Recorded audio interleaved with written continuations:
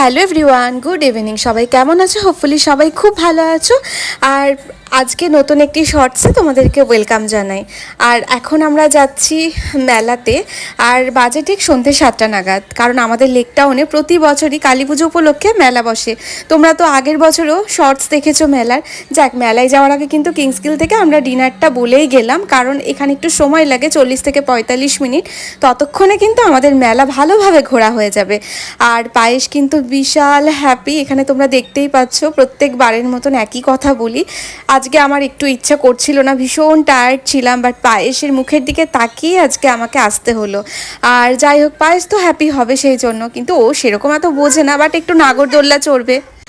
আর মেলাতে কি না বসে না, মানে প্রত্যেকটি জিনিস তোমাদের সাথে শেয়ার করছি দেখো। আর এখানে কিন্তু সব থেকে বড় কথা সেল অফার, মানে এই ব্যাগগুলো দেখছো সেখানেও দেখো লেখা আছে সেল 100 টাকা। তুমি এখানে 10 টাকার হরেক মালও পাবে, আর সেটা খুব ভালো ভালো জিনিস পাবে।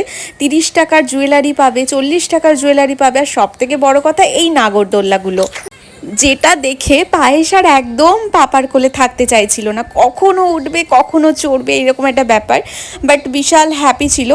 আর চলো এখন পায়েসকে একটু গাড়িতে ওঠায়। আর প্রত্যেকটা বাচ্চা কিন্তু ভয় পাচ্ছে। আমি ভেবেছিলাম পায়েস হয়তো ভয় পাবে, কিন্তু লিটারেলি ও আমাকে আর সুমিতকে বাই বাই করছে, তোমরা সেটা দেখতেই পাচ্ছ। ভীষণ হ্যাপি। আর শেষে ঘোরানো কমপ্লিট হয়ে গেছে, বাট তবুও নামতে চাইছিল না। এই একটা হচ্ছে, মানে কি বলবো তোমাদেরকে, একটা দারুণ ব্যাপার ছিল। তারপর একটু ফুচকা খেয়ে নিলাম, আর সেরকম কিছু খাইনি, ফুচকা খেয়েছিলাম আর ঘটি গরম খেয়েছিলাম, কারণ আমাদের তো খাবার অর্ডার দেওয়াই আছে। প্রন চাউমিন বলেছিলাম, আর ওখানে বলেছিলাম ড্রাই চিলি চিকেন। এখন বাড়িও এসে ডিনারটা করে নিলাম। ভালো লাগলে লাইক করে পাশে থেকো। Good night.